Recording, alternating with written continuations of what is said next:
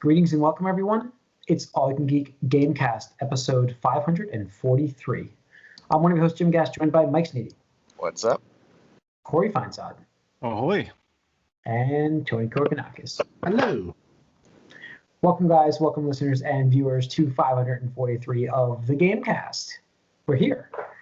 If you're watching this on YouTube, please hit the subscribe and the like button before we get started here. Thank you. We appreciate it. Moving on. Let's get into what we're up to, guys. We actually have a pretty good amount of news here to talk about, which it's funny because 2021 is so unknown for gaming. As we were saying on the movie cast, we're about to get blitzed with movies and TV shows, and we just don't know what we're getting in gaming. But there's a lot of news this week, so I'm actually psyched to get into that. But getting into what we've been up to, guys. Mike, you started Outriders, right? Yes. Mm-hmm. And Jim, you've started Outriders? Yes. Oh, wow. Yes.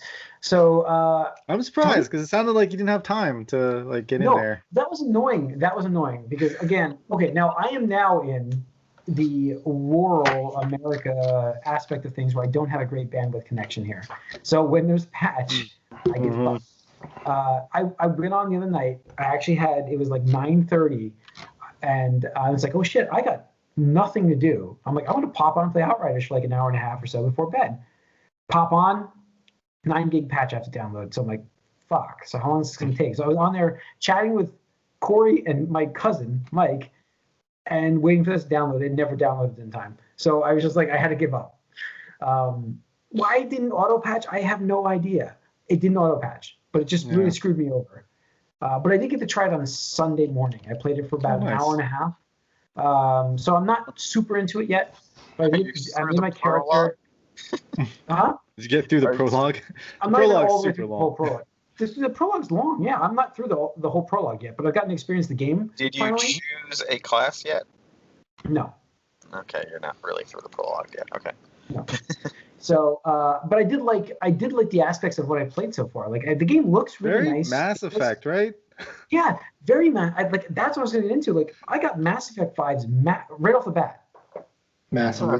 I mean, the story is similar to both Outer Worlds and Andromeda. Actually, the beginning, same idea. But I'm just saying, like the visual and the gameplay wise, I got Mass Effect vibes. Yeah, Mass Effect meets Gears of War, I would say. Sure, with the cover system. But no, Mass Effect had cover system too. Yeah, I know. But I mean, the characters are a little bulky looking to me, like Gears. Yeah. But, sure. Yeah. No, I've been playing. Yeah, I'm what level? I just got to level 22, which unlocks your last skill. Nice.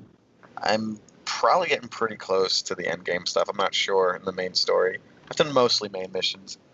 It's funny because the game is a little frustrating in that it's like a half step from being great in a lot of aspects, but it's just pretty good in most aspects. Like the story is pretty good. It's interesting, and there's more to it than any game like this has any right being. But because of that, I'm like, why couldn't they just make it a little bit better? Like make the dialogue a little less cheesy, or make things a little more like in depth. But whatever. And but I'm liking it. I did run into walls routinely, though, with the world tiers. I can't bring myself to ever bring down a world tier. Playing solo is pretty hard, and I used Corey to cheat my way through a boss. One of these nights, Corey came in with his OP character, who did get nerfed in my world, but still, he still was more powerful than most of the enemies, I would say, by a bit anyway. I don't know exactly how it works. It's the builds. I mean, you really got to synergize, which is I love about Outriders the most. I just love tinkering with the game because they make it just so easy to do the things that you want to do. Like, there's so many games that put so many obstacles in your way of just doing what you want to do. Like, I want to try to change my skills. Well, guess what? You need materials, and you got to go see somebody to do it or something. So you got to go out of your way or farm some stupid things. That way you can do a simple thing. Here, just like, yeah, sure, go play with this how many times you want. You reset it, try it again, reset it, try it again. It sounds like there's such good quality of life thing in this game. Quality of life. Yeah, no, absolutely. Except when it breaks. The best Yeah, the best UI I've seen in these types of looter shooters that I've ever played. Just the, like you're saying, quality of life stuff is just off the charts. Like everything, like, oh, why didn't other games think of this? Like it's so, like, just like I mentioned before, the auto loot feature where you can just auto loot anything on the map at wherever you are, as long as you're on that map, you get it.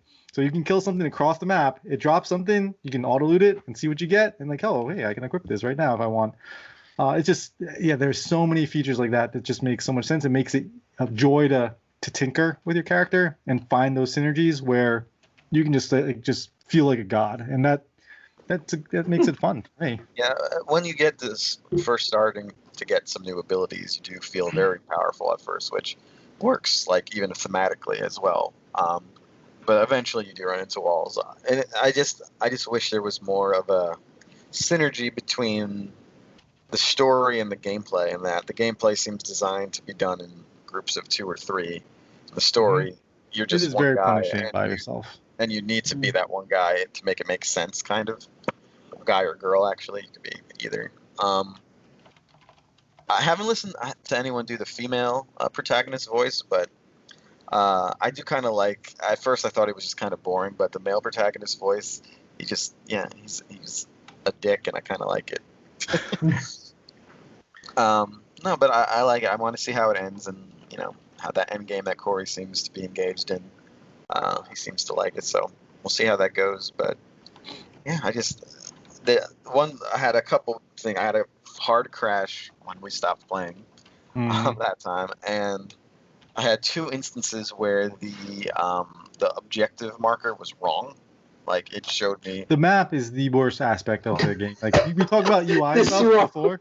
It's I No, it was just praising, wrong. like, the character menu. Yeah, the map though is just so bad because it'll tell you to go somewhere because that's logically the way you would go, but there are ways that you're supposed to go because it, like, has to warp you to that area. But the map doesn't necessarily know it, so it puts out this little helper tool and it'll try to send you a direction that you can't go through. It won't let you go that way. So yeah, I've seen that before. Yeah, so it's terrible, and there's no compass, so you have no idea, like, if they'll have just like a little dot saying objective, and just like, yeah, just spinning around, like, which direction am I supposed to be going? Yeah, map is the worst aspect of this UI, but yeah, it's bad. So I agree with you there, Mike. All right. Anything else? Tony, what have you been playing? Just 14 and Monster Hunter some more. Monster Hunter just got a patch today, actually, 2.0 with new stuff, and Capcom had a showing for 3.0, which will debut next month. And both updates contain new monsters, new armor, new stuff, which is good because the complaint I heard from a couple of my friends that are hardcore, like, Monster Hunter fans, they're like, this game was kind of not finished when they released it.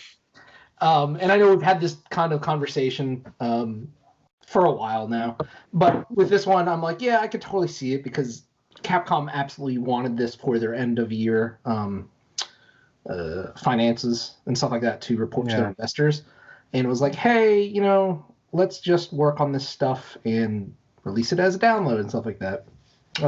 Fortunately, it's only coming, and I say that because, like, they're like, usually it's like X% longer or X more monsters or something like that. It's still complete. You got, like, an ending and stuff. It's just people weren't satisfied with it. But fortunately, it's only coming out like a month and 2 months out after the game released. It's not like this Cyberpunk 2077 situation where it's like, shrug, like, who knows when this game is going to be, like, actually quality. Because the thing is, Monster Hunter is quality. It's not like there's bugs or anything like that that's like, wow, this is a completely different game that we saw for years and years and years. It's a different situation. So it's interesting that, I think that to be the case, that's the most likely scenario here to me, even though they haven't formally, said anything about that. But yeah, just looking forward to that updates, and, it's all going to be free, so that's cool. What's the Mario Party update coming up? Mario Party, out of the fucking blue today.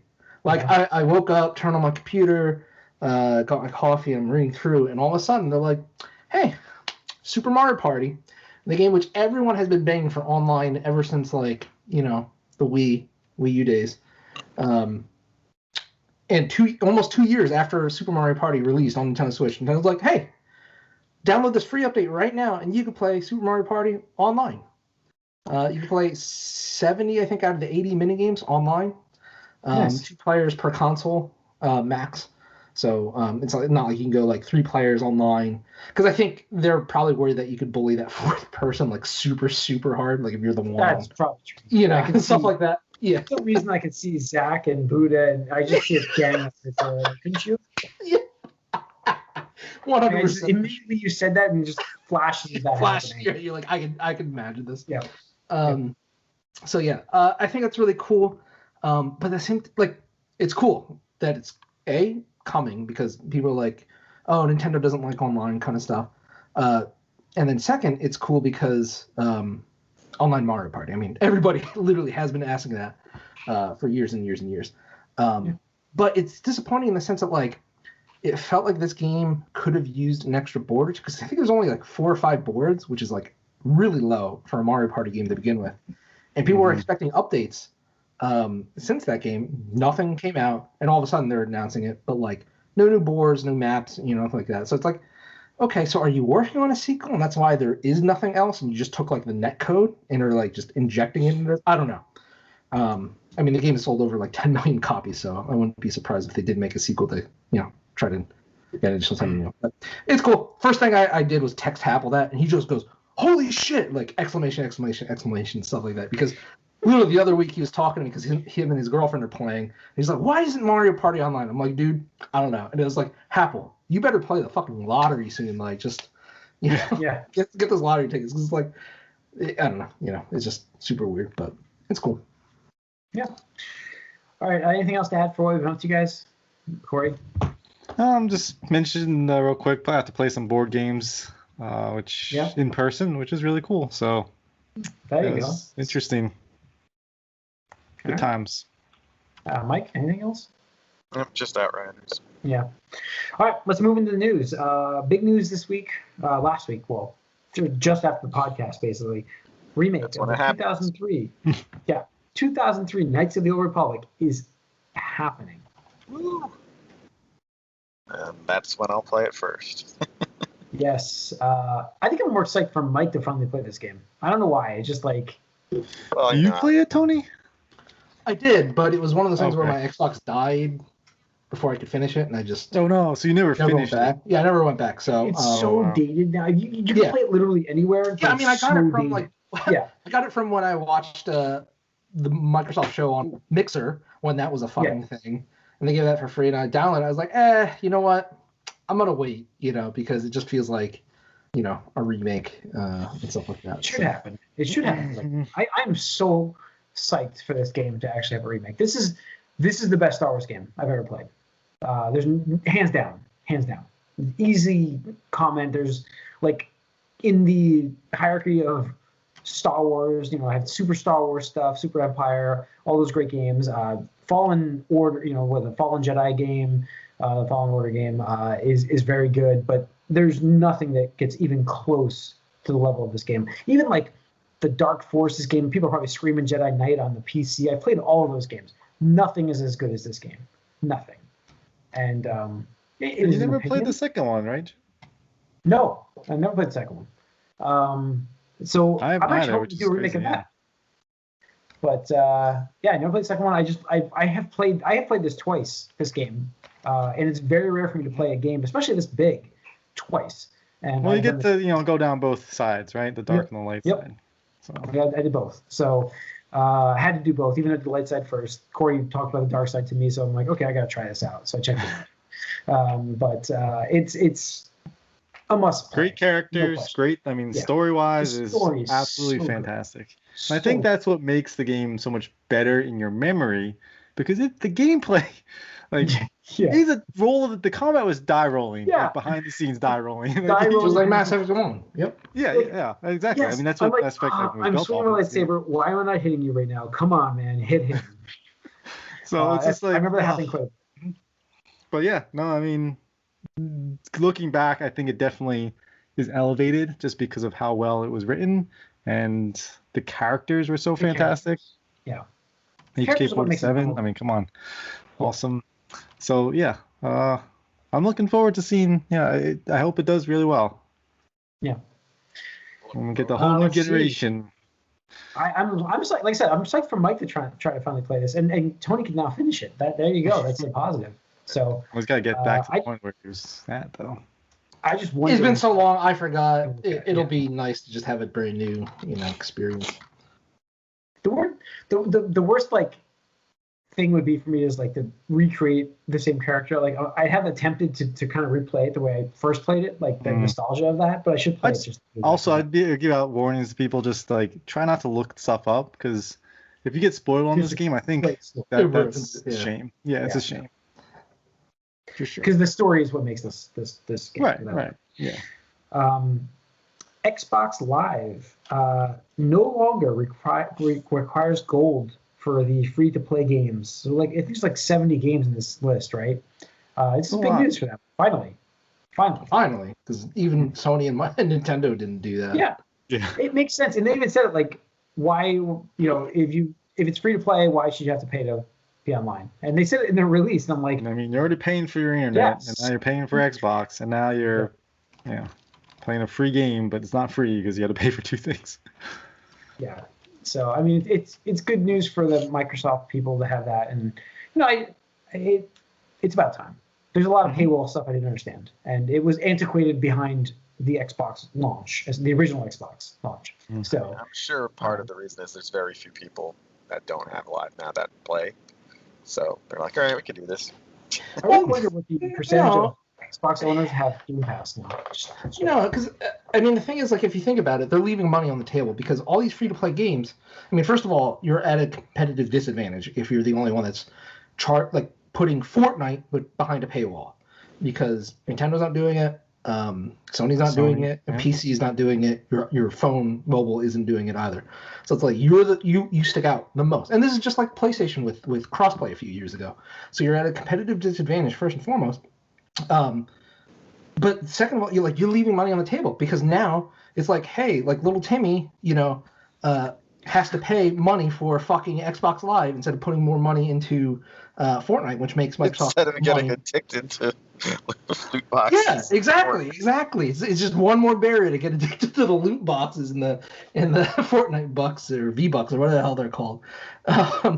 So it just makes more sense, because the more people they have playing those games, the more money they're making. So it's like, it's dumb to be, first of all, again, the only one that's charging for this shit, and then be like, wait, we can be making more money if we just let these people pay us for the microtransactions. Mm-hmm.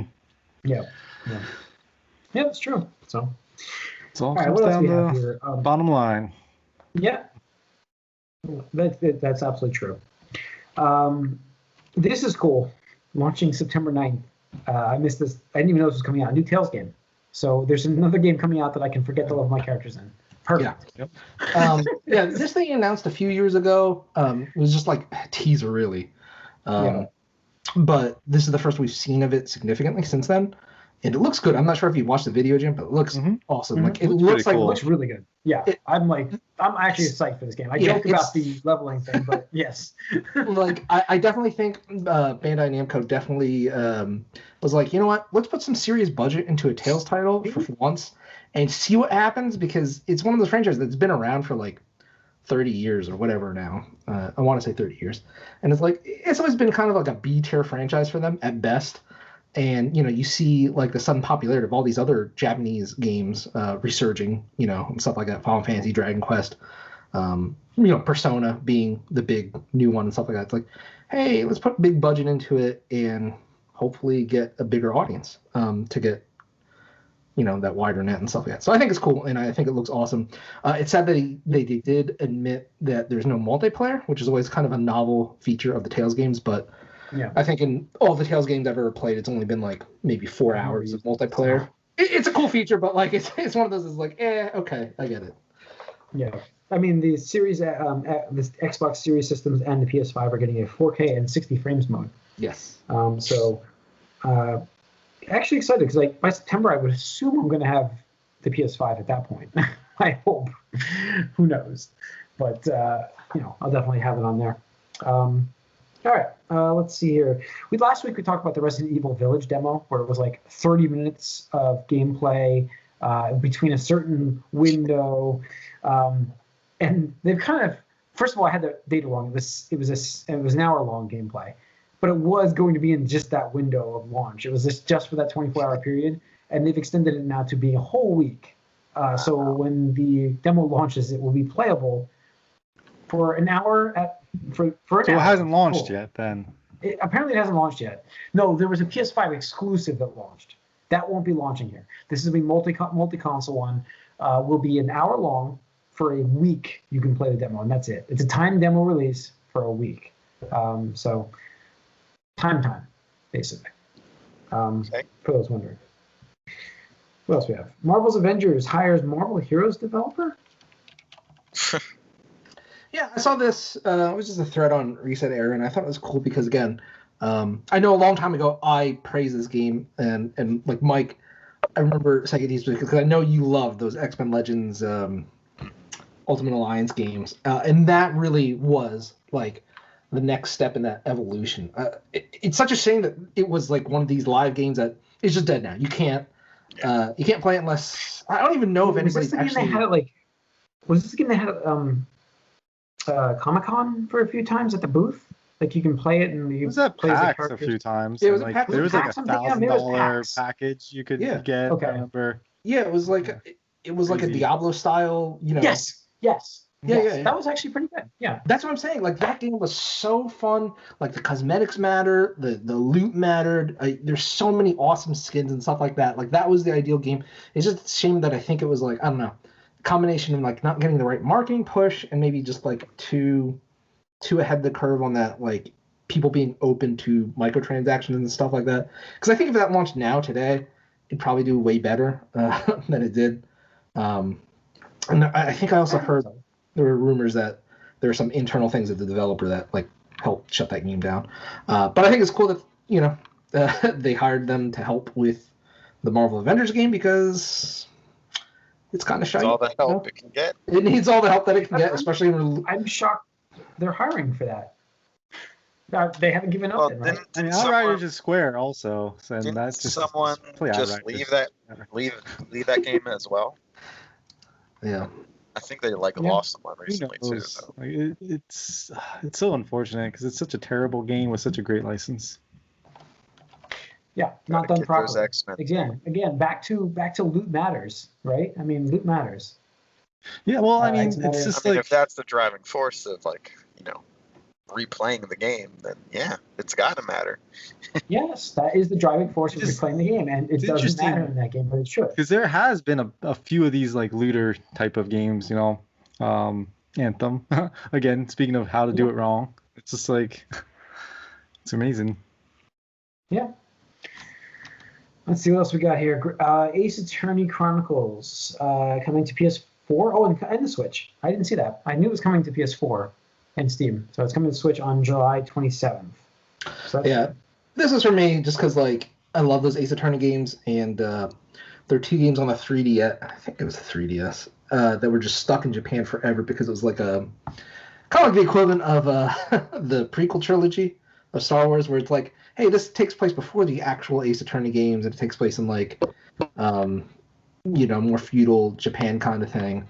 But apparently it had like some of the best writing, some of the best characters, et cetera, et cetera. And it's just like Capcom was like, it was during that like whole like fuck you Capcom, fuck Capcom period. Mm-hmm. And now, they're not. They've redeemed themselves. We're in the Capcom redemption arc. So they're like, it's they've been great. They've been great. They've been great the past couple of years. Can't say anything negative about them, really. So I'm excited to see those finally come out. It was almost like the failure of Mighty Number 9 is what just launched them into like that's where they turned it. Like when he left the company, you're like, they're so fucked. Like, and then they did the Mega Man collection after that, which was pretty good, and they just started growing on that, like Resident Evil stuff. I mean, they really have done well since Mighty Number 9, I think. Yeah, I mean, you look at like you talk about Resident Evil. You go from Resident Evil 5 and 6 being like to like to like set Resident Evil 7 and RE2 make, it's Yeah, like, the wow, RE2 those are remake is awesome. great, yeah. You look at Mega Man Collection, Mega Man 10, people are like, wow, this is really good. Monster Hunter has obviously, been doing good and stuff like that. So, fingers crossed. Hopefully Marvel vs. Capcom 4 next, maybe. I don't know. That would be incredible. And real Marvel. Proper. Sprites. Please, sprites. Please. We'll never get sprites. I'm already Come on. conceding that we You will can never do get it. sprites. Capcom They can doesn't do even do sprites anymore, man. You gotta believe. You gotta believe. Like Mega Man's not even sprite based. You think they're gonna do that? I mean, for Marvel vs. Capcom with, like, 50 maybe they do MVC. like a sprite-based like version of it. No, the best they could do is if they just hired Arxis to like who do Guilty Gear, and where it's 3D animation, but it looks like it's 2D sprite, like HD work. Yeah. And that's the best. That would be awesome. That would be my preferred method. I'll take that. No, I'll take that too. Yeah. All right, and I think that's it for the news. What else we have? There was one other thing I wanted to talk about, and I'm of course going to blank on it now. Shoot. Gaming. I'm going to draw a blank live in the air. Shoot. I don't remember what we're going to. Like, there was a whole thing I was going to talk about with. Is it like, I don't know, but summer gaming wise, there's not much going on. I'm trying to think of like what I wanted to get in terms of game systems. What we're playing next. Has anybody tried MLB The Show? I haven't downloaded. Haven't played it yet. I don't even like watching baseball. You think I'm gonna like playing baseball? The last baseball game I liked was what was it? Base Wars on original Nintendo, and this That was good. That was really good. There's a lot of things that I prefer to play video game versions of than to watch. Like I like playing video game hockey way more than watching it. Or yeah, I agree. Okay, hockey. Like that. You're right. I loved fucking the hockey games on a Sega Genesis. Those were legit. You know what was? Let's go back to Sega Genesis to when hockey was good. Starfield is going to be apparently Xbox exclusive now. What is? What is? Soccer? Starfield? Starfield. Oh, Bethesda's, Bethesda's game. Xbox and PC. We'll see. Yes, Xbox and PC exclusive. And I also saw that they're going to release Elden Ring. Premiere trailer will be at the Xbox E3. That's the rumor right now. Oh, speaking of E3, I saw a thread where pretty much all the major publishers are back on board with E3 this year. Really weird. Except for Sony? Yeah, except for Sony right now. Like Capcom, Square Enix, they're all on board and stuff like that. Which I'm just imagining E3 begged them, like, please don't let us. We'll pay you guys. Yeah. We'll pay you. Yeah, we'll give you better rates next year. Bringing it back. Yeah. That's crazy. I think that's it, though. I think it's going to wrap up this episode of the Gamecast. Thanks for tuning in. You can write us allyoucangeek@gmail.com. You can follow us on Twitter. You can like us on Facebook. If you're watching us on YouTube, hit that subscribe and the like button. We appreciate it, guys. We will see you next week. Wow.